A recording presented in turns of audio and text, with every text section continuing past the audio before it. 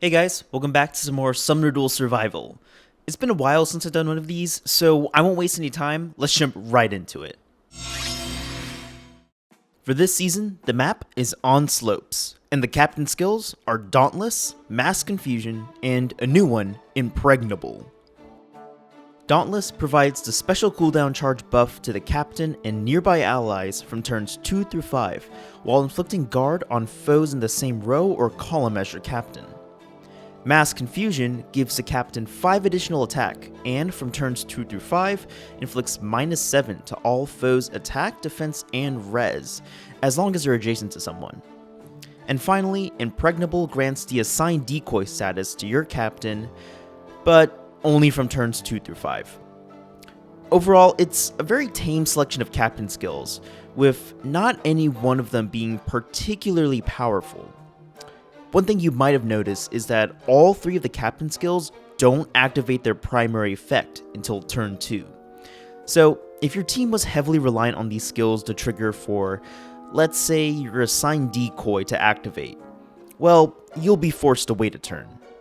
Which actually isn't the worst stipulation, because our map, On Slopes, promotes a relatively passive playstyle, with the center 4 blocks and 2 perimeter trenches disallowing turn 1 engagements. But of course, very astute players will have crafted openings that completely bypass this, and apply immediate turn 1 pressure, even as soon as the second action. Harmonic Lyn provides the most direct approach, as she can just let Cavaliers completely bypass the trenches altogether. And with Soaring Guidance, Charge, or even a combination of the two, some players may have crafted openings that just completely dominate the other player by, well, just attacking them straight up on the vertical strip. So these are all things that we'll have to watch out for as we make our teams. Speaking of which, it's now time for everyone's favorite part. Let's see what teams I cooked up for this season.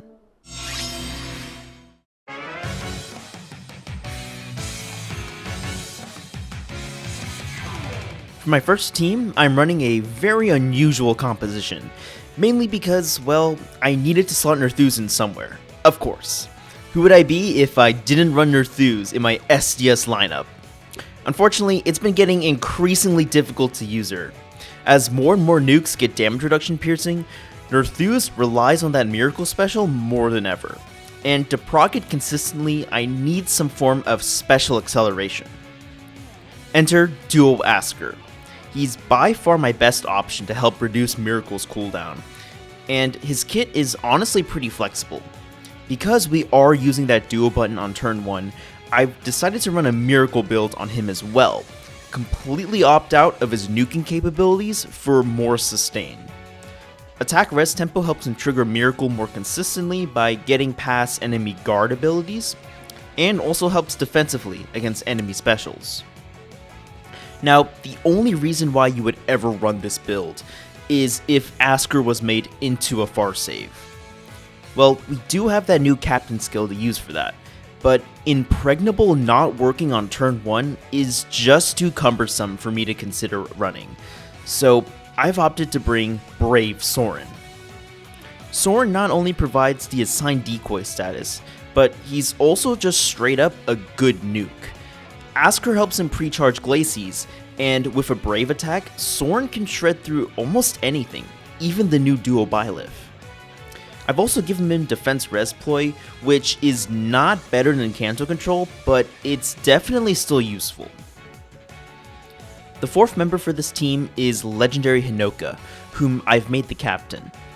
On this map, Charge is not a terribly useful status effect due to the center blocks. But with Dual Asker's support, pre-charging Hinoka's Blazing Wind special lets my team shred through so many things, and provides a necessary counter to any Vantage strategies thanks to Hinoka's built-in Wind Sweep effect. Normally, you would run Legendary Hinoka with a lot more flyers than I'm running right now to take advantage of Charge, but it's not the biggest deal, because as I mentioned before, Charge doesn't seem all that great on this map. But we are running at least one other flyer, and that's Attuned Peony. She provides amazing support in action economy with Tender Dream, and Soaring Guidance just lets Hinoka, Asker, and Soren get into position and revenge kill things a lot more easily. And to be honest, she's not a terrible combat unit either. Team 2 at first glance looks pretty weird. Let's start with the more obvious components. Duo Thor is just all in all a powerful unit to have in SDS. Her duo button is just so oppressive that many strategies completely falter once it's pressed. Her running Guidance 4 is just a little cherry on top. Actually, no it's not. Guidance 4 helped me come up with a pretty strong opening, which placed Thor into a very good position on turn 1. And that's thanks to Duo Chrom. On this team, Chrom is doing a myriad of things. He's helping pre-charge Thor's Blazing Wind, provides action economy with To Change Fate and the duo button, and gives my team safety against Kanto with Kanto control. And did I mention that he also takes down Vantage threats with Hardy Bearing? Yeah, he's doing a lot of things for this team. Next up is my far save, Brave Edelgard. You might be wondering why I'm running her, as I already have the mobility issue covered by Guidance 4. Well, the simple answer to that is I just don't have any better far saves. But in truth, Edelgard's self-warping ability did come in handy when I was developing an opening for this team. Now lastly are the two units that I found a much greater appreciation in after this SDS season. Not just because of how they perform individually, but also how they work in tandem. Duo Ymir honestly needs no introduction. A duo button that refreshes every odd turn, a supportive drive miracle effect, and a decent tank all bundled into one unit, that's pretty good to say the least, even with a relatively budget build. But now comes the key component to this team, Duo Kagero. So what, she's a cavalry unit and can potentially move up to 4 spaces with the duo button? Nothing we haven't seen before. But where the awesomeness lies is with her damage reflection effect. With ridiculously low defenses further amplified by life and death, Kagero is going to take a humongous counterattack. Remote Sparrow helps reduce that damage, but more and more tanks have built-in damage reduction piercing that will just kill Kagero before she even gets to retaliate. That's where Ever Living Domain comes in. With the miracle support from Ymir, it doesn't matter how much of a beating she takes, Kagero will survive and dish out an immense counterattack that can even take out the likes of Duo Byleth.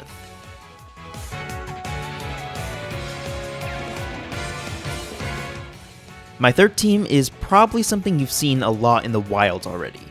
This Awakening plus Echoes team is nearly a perfect composition for SDS. All of the units here have incredible synergy with each other, and that starts with Harmonic Sonya. She has built-in Soaring Wings mobility.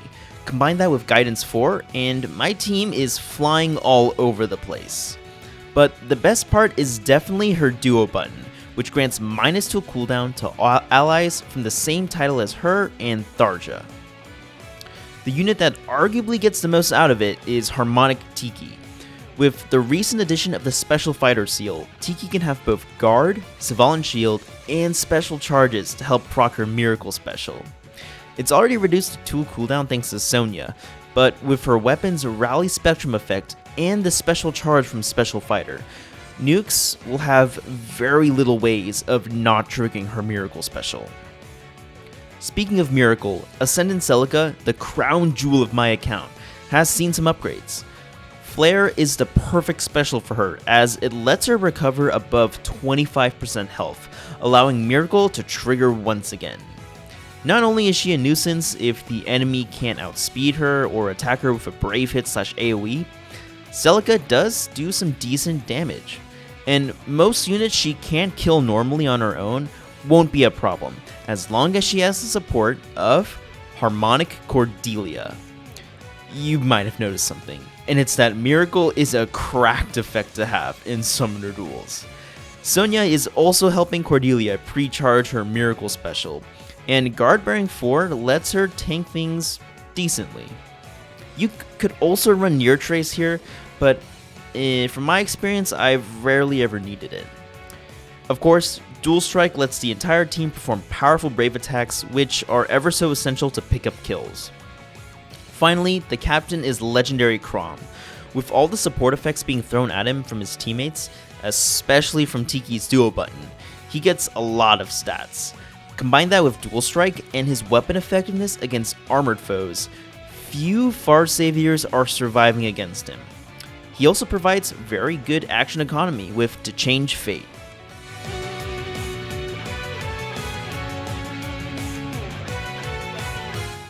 As for my final team, I have a pretty standard Katria ball with some interesting tech choices. Let's start with Katria herself. The only skills that matter here are her weapon, assist, near trace, and soaring guidance. Everything else is purely flavor. I bet if I didn't even run a special or a skill, all my matches with her would have ended with the same exact outcome. Triangle attack and mobility is all we really need. Next up, we'll look at the captain, Windclawed. For him to be at his peak performance, he needs at least 6 visible bonuses, 2 of which are coming from Katria, and to avoid overlap, I'm running Blue Feud instead of Oath 4 to help him against the Veil matchup. He's getting 2 additional bonuses from his weapon and a 3rd from the Dauntless Captain skill. That leaves us with 1 additional bonus we need, but honestly more than 6 just increases his attack output, so why not? Legendary Robin provides that 6th bonus, but also is an incredible pick for this season. Grand Strategy is still to this day a powerful effect to have, and with Mass Confusion as one of the captain skills, Robin can turn those map-wide debuffs into powerful stat bonuses for his allies. This may be overkill on the bonuses, but Veil provides amazing support with not only Resonance Blades and Shields, but also Drive Scowl, and the main benefactor of this effect is Femortis. You might have noticed that he's curiously running Hardy Fighter 2 instead of the Tier 3 version. The reasoning behind this is that we want Femortis' Aegis to proc on the enemy's second hit, so Hardy Fighter 2 delays that for us. But you might be wondering as to why we even want this. Well, that's thanks to Veil's Scowl support, which decharges a powerful special from the enemy's first attack and forces it to trigger on Aegis instead, greatly boosting Femortis' survival.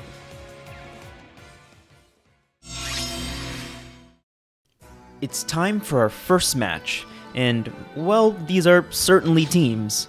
I've opted to ban teams 3 and 4 from my opponent, as they have superior mobility. Ash provides warping, and Arian provides charge to his flyers. Well, there's clearly a better team here, but you guys already know, I gotta go with Nerthus. So, first match of the day, we are going with the Hinoka team. It's arguably worse, but my opponent's teams are not really any better than mine. I did contemplate deciding on the Chrom team, but ultimately I was against it.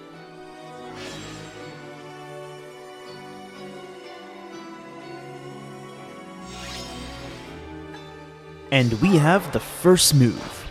The enemy Duoduma does some pretty inconsequential chip damage to my units, but if they want to win this, my opponent will need every single point of damage they can muster, because Gatekeeper and Micaiah are certainly not helping in the damage component.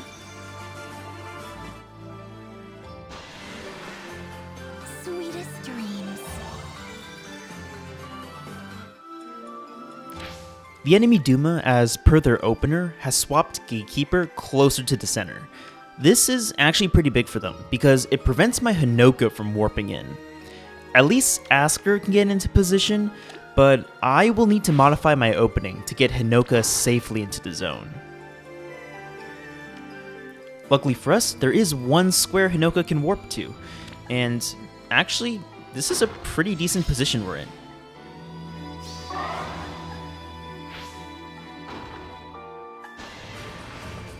Want to play?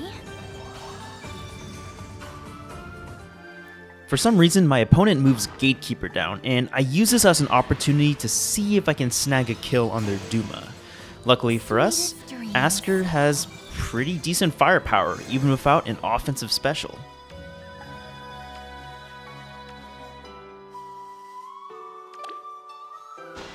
Do not ruin this.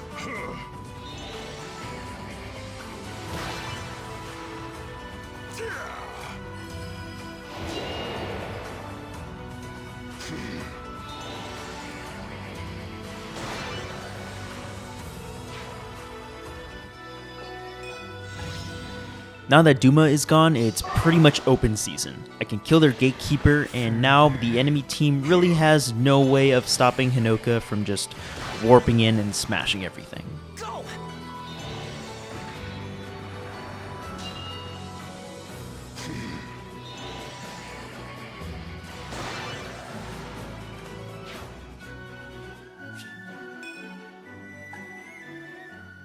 On to match number 2, and this time my opponents got a lot scarier teams than my previous one.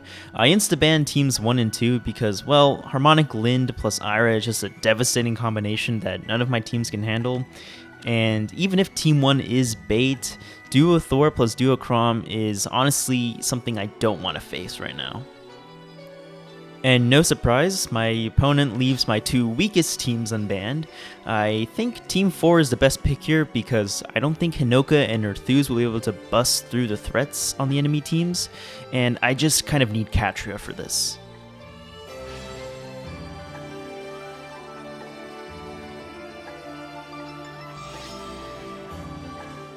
It's Katria Ball versus Katria Ball.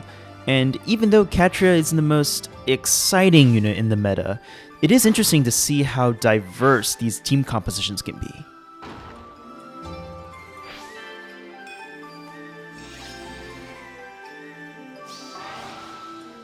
Starting off turn 2, I'm ahead by 2 zone points, and here my opponent swaps Byleth into position, and the only unit on my team that can deal with him is Veil.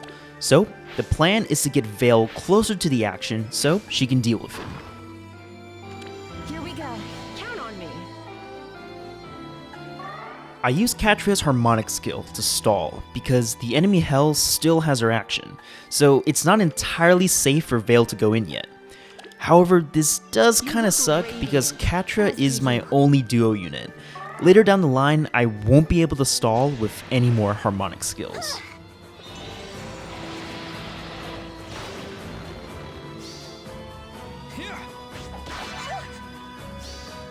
No, don't worry.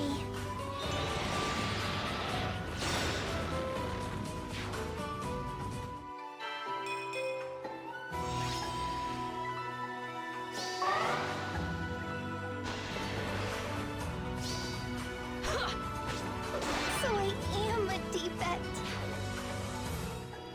With Byleth taken care of, Claude and Robin can finally get into position to start killing things. But Hell is definitely a problem for me. It was my first time ever facing one, so I wasn't entirely sure if she could kill my Claude or not, and her warping is kind of a nuisance to set things up.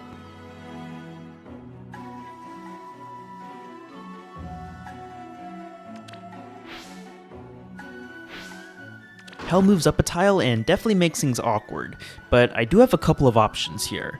I think I made the worst one because I give up zone points ultimately, but I could have moved Claude underneath for Mortis to maybe snag a kill on Katria and prevent Sanaki from moving in. Moving Katria in front of the block is by far my best move there, because not only does it prevent Hell from warping in, but it also allows Katria to activate Soaring Guidance for Claude to pick up a revenge kill.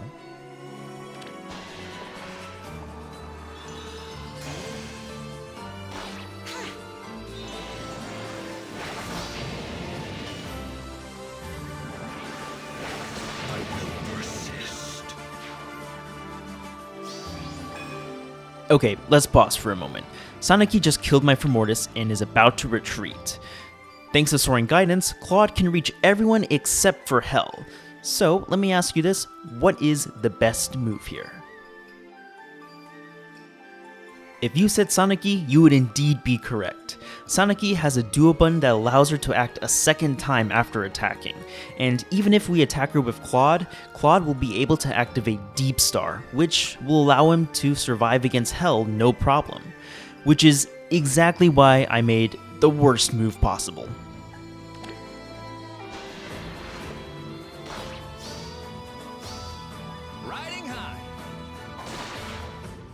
Yep, I threw the match. I honestly just completely forgot that Duosonic even had that feature. But this is what I get for not really playing this game mode that much and not learning what every single unit does. Yeah.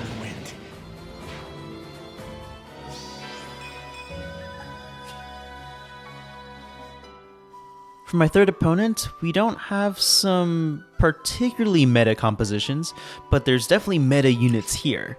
I've gone ahead and banned teams 2 and 3 because, well, I don't really want to deal with Duo Thor and Duo Dogger. That can be kind of a nuisance, and Alencia plus Christmas Edelgard just doesn't sound like a fun time for me. Oh hey, would you look at that? We can finally use our Kagero team. Let's just see how good it is.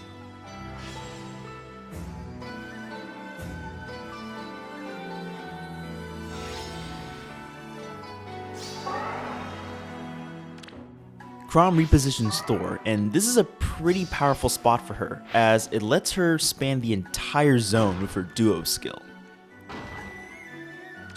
Ymir warps up, and we wanted to take a forward position so that we can set up the ever-living domain support for Kagero.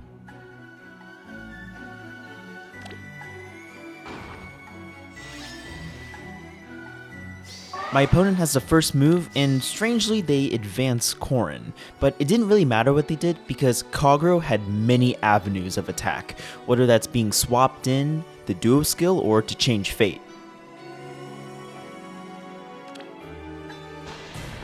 I'm here for you.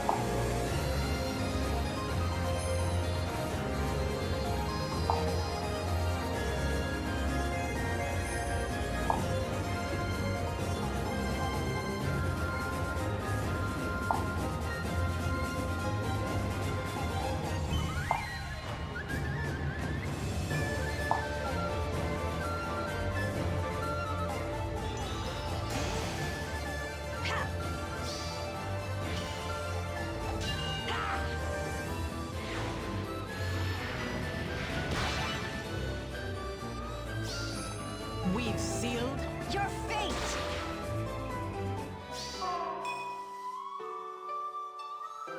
This heat. Be strong. It's going to be an incredible night. At this point, the match is pretty much over. I do some pretty interesting swapping maneuvers to try to get Thor into position to use her duo skill, but that doesn't really matter.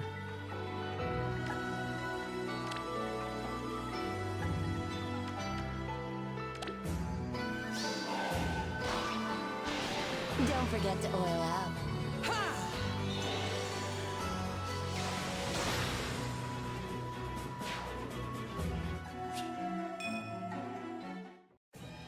For my next opponent, none of these teams really scare me that much because I don't see Harmonic Lind or Duo Thor, so I can be quite liberal with my bans.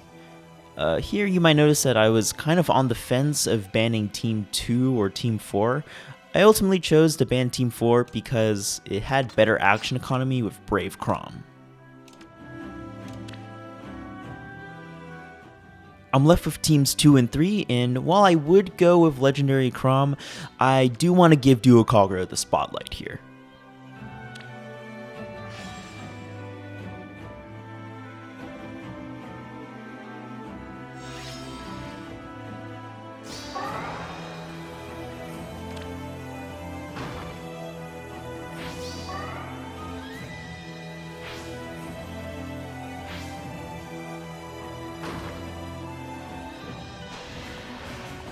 I will help.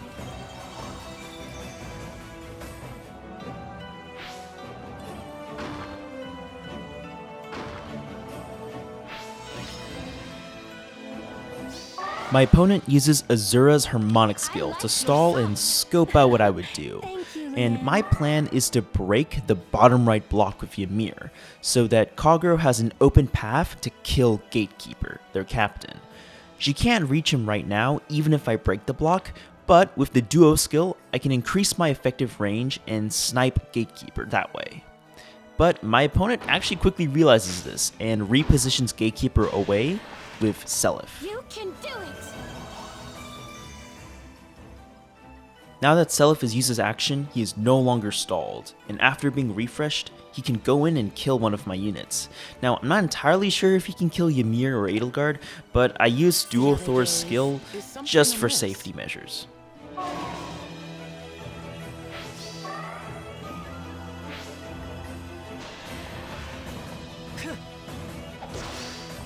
Vanish from our sight!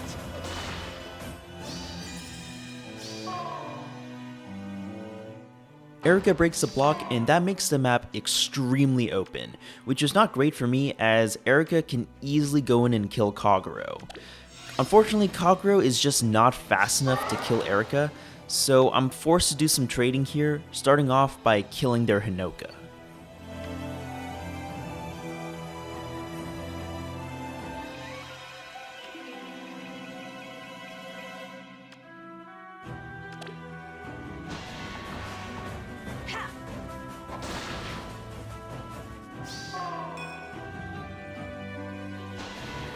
I'm here for you! More training is required.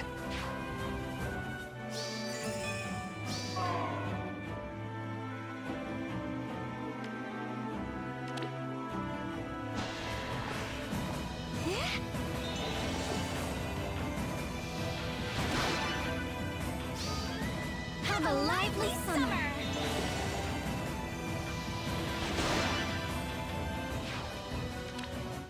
Now that Erica is gone, the only offensive threat on the board is Solace.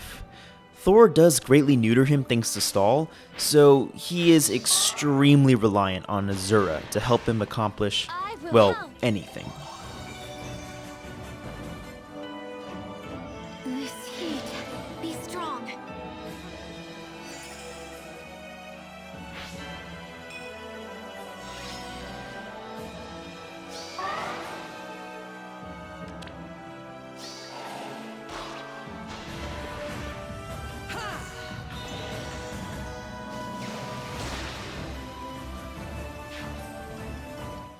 Sacrificing Gatekeeper was a pretty good bait tactic by my opponent, because now Solace can be refreshed and kill my Thor, which ordinarily isn't a problem, but something I didn't realize during the match was that Solace has Gale Don't forget Force. to oil up.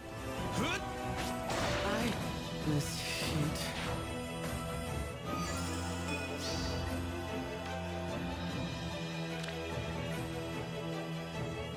Chrom can't kill Solace because of Tearfing's miracle effect, but I'm just ahead by so many points that it doesn't really matter anymore. Be careful. Ha! Not very thoughtful.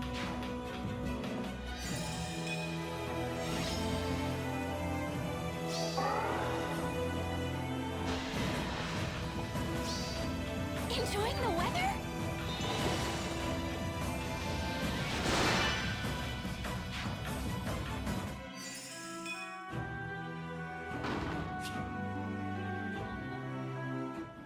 For my fifth opponent, we have some interesting ideas here.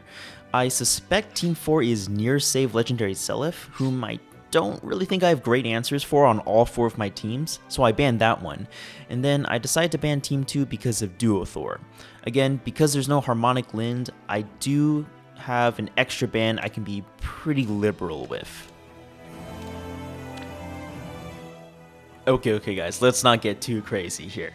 As much as I would love to bring in Team 1, I don't think they can handle a Maria supported duo Byleth. So I'm pretty sure I'm forced to bring my Catray Ball here. It's definitely a better team. Sorry Nerthus.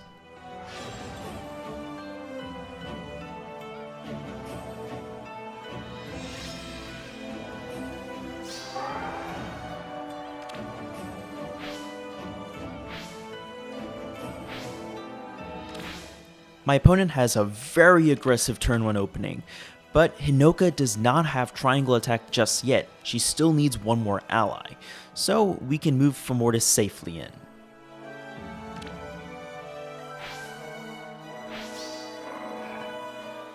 Here, Tiki serves as the second ally to activate triangle attack, but unfortunately for them, Bridal Tiki just does not withstand the brutality of triangle attack Claude.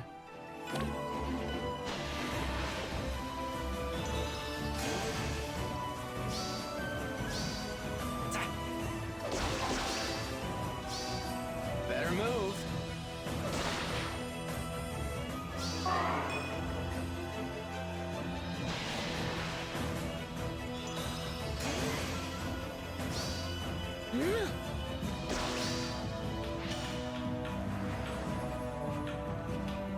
I will persist.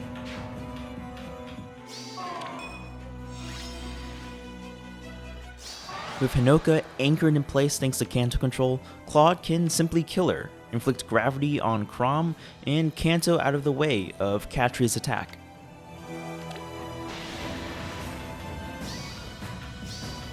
Scatter in the breeze.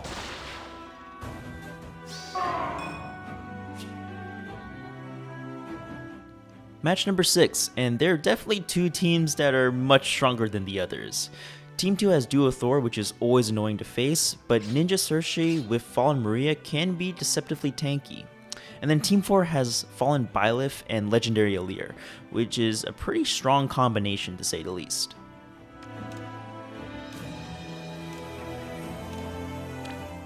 Now, as much as I would love to use the Nerthus team, I've just been having so much fun with Duo Kagero right now, so we're gonna ride that wave.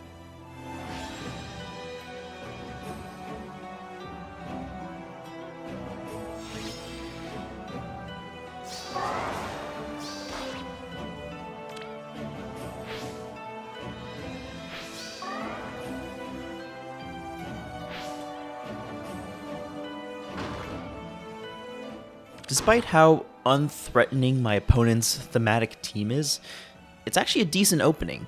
They have all 5 units in the zone and no loose hanging pieces, but one glaring issue is their abysmal threat range. If Edelgard was just one space up, she could charge in and try to take out Ymir, but she can't, so Ymir can move in and set up our assault with Kagero.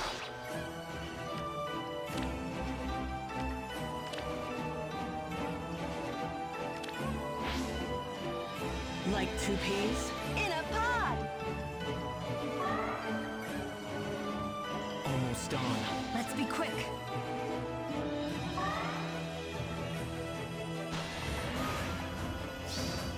Ha! Have a wonderful evening. Faster than the wind.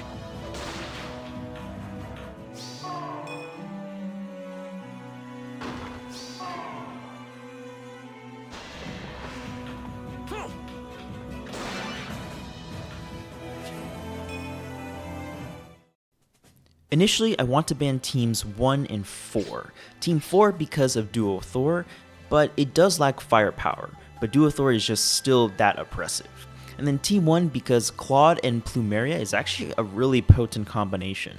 But I ultimately banned Team 3 instead because I assume it's Farsafe Asker with Near Save Robin, which is something I can't really deal with that well. And yeah, I probably should go with the Awakening team, but I've passed up on Nerthus like twice now. I'm not gonna let it happen a third time.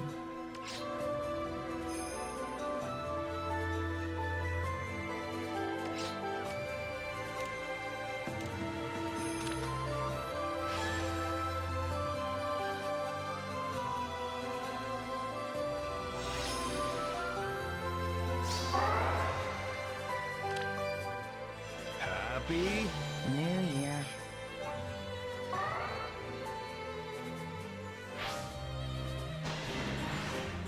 In Lady Freya's name. Right here, I want to highlight just how screwed I would be if I was running Impregnable Asker instead of Brave Sorin. If I didn't have assigned decoy on turn 1, I would not be able to safely move in thanks to Claude's massive attack range after Plumeria's dance.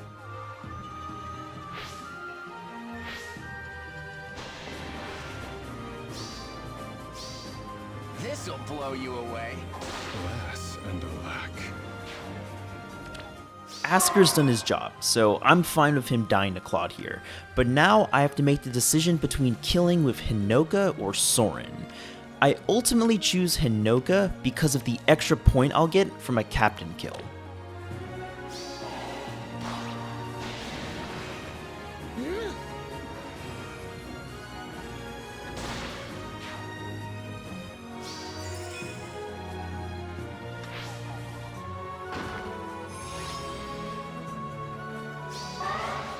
Now that my far save is gone, I have to play a lot more defensively, and I do so by just simply not breaking any of the center blocks. Thanks to the outside perimeter trenches, Gulvik can't actually reach me, but my opponent does take a more proactive approach by just breaking the center blocks themselves.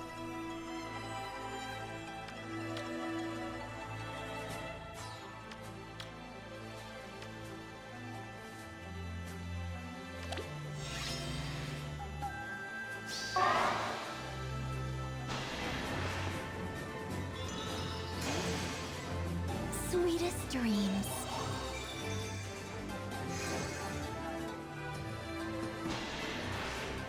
In Lady Freya's name.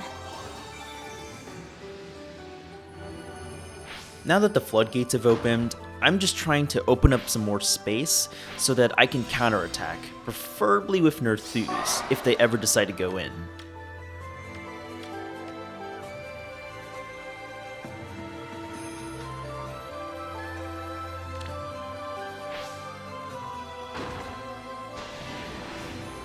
Want to play?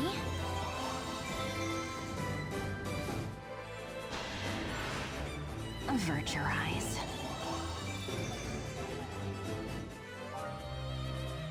You look Luckily for me, my As do opponent you. uses Catria's Harmonic skill here, and that's big for me because I don't have a duo unit of my own. Now, both sides are even in terms of action economy. We both have one dancer, and that's especially huge for me because I move first, which means my opponent can no longer stall out with a duo skill on the last turn and sneak in a kill. Which is exactly what they try to do here with that amazing maneuvering, but unfortunately one turn too early.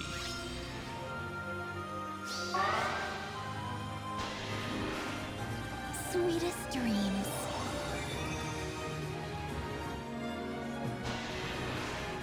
In Lady Freya's name.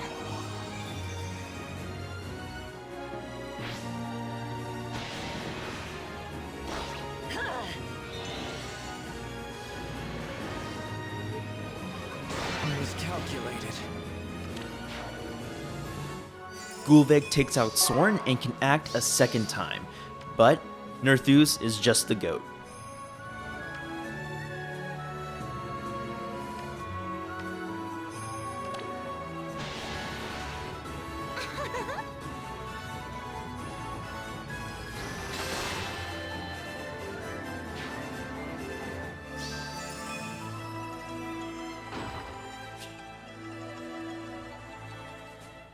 I see Lind, I ban. And I also ban Team 3 because there is a chance I can't break through a Maria-supported Byleth.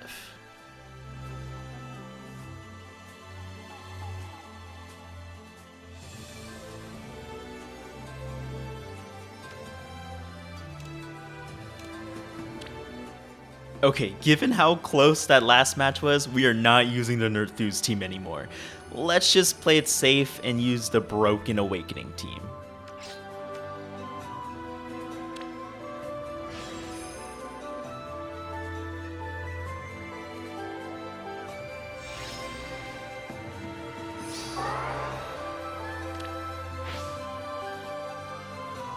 Let our beauty enchant you. What? Here I think my opponent makes a way too aggressive play by moving Corn to the right. I feel like they should play a bit more passively than this, because now I can set up Guidance 4 with my Cordelia and get my nukes to warp in and try to kill Corrin. Right now either of them can't, but we can just set up Dual Strike with Tiki and then have Celica or Chrom finish the job.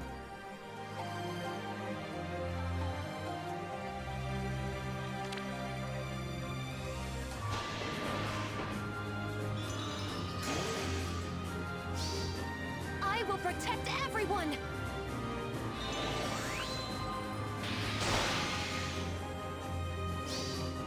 No doubt remains.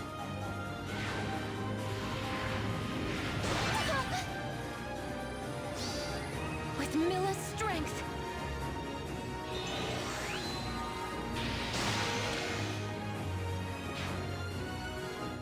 Thanks to the 30% healing from Flare, Celica is above her 25% miracle threshold, so now she can no longer be taken out by Eliwood.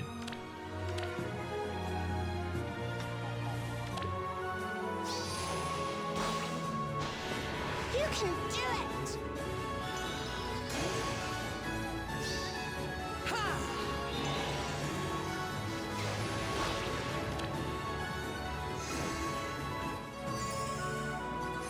Thor's AoE special has reduced Celica to below the miracle threshold. Well, she's literally at 1 HP. But I warp in with Sonya to body block for her and get a kill at the same time, because, well, Celica is closer to the action, so I might as well get Sonya in now than later. Playtime's over, Sonya. You caught me.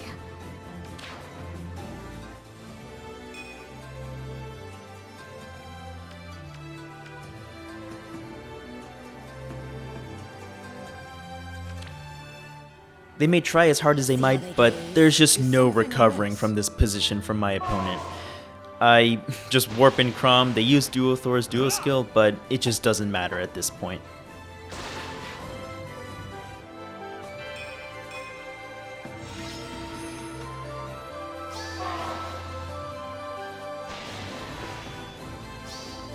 There's my chance.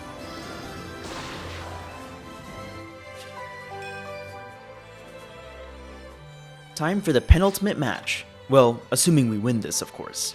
I banned Team 4 because even though Cavline without Lind isn't as scary, it's still scary nonetheless. And then I banned Team 1 because Legendary Ymir can be pretty tough to face and can potentially checkmate me depending on their investment. And yeah, you guys already know, we're not going with the Nerthus team again. Let's just play it simple and clean.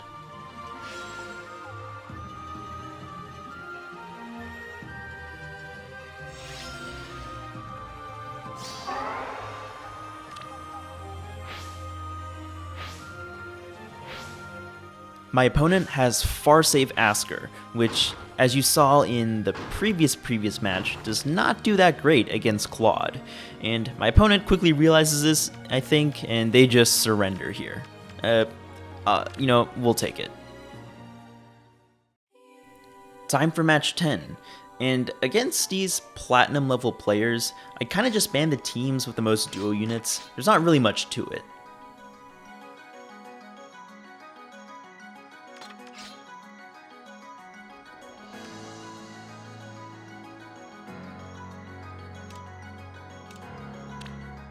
To finish us off, why not? Let's go with the Kagero team.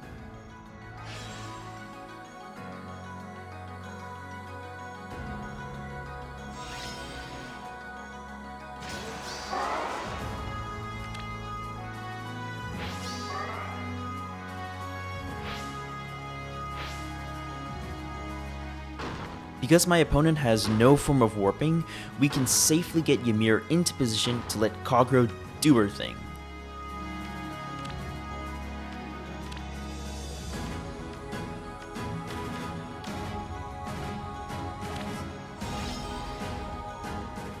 Big props to my opponent here, because I'm pretty sure they realize what's about to happen, and so they get Gulvig out of the way.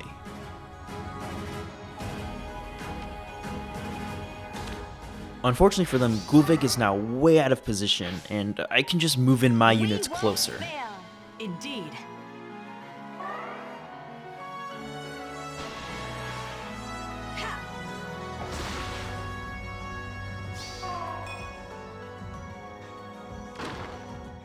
Tiki, you poor thing. She just moved into the perfect position for me to end my turn and then have Kagero attack into her with Ymir's support. Not that it really matters because Tiki has no form of DR piercing, which is quite unfortunate.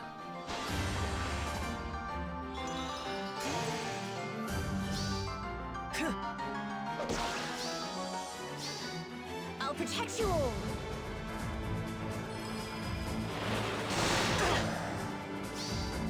We've sealed Your fate.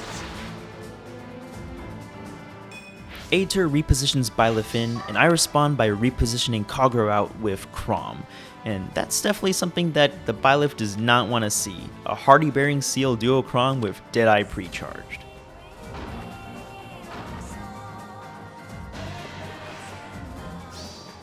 A gift for you.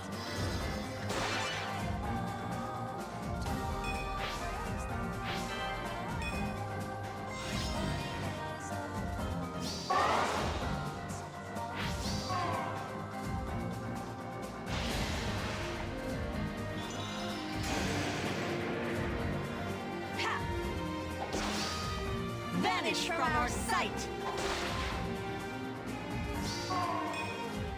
Now that we're up ahead by a whopping 16 points, soon to be 18, we can safely say that this season is a success.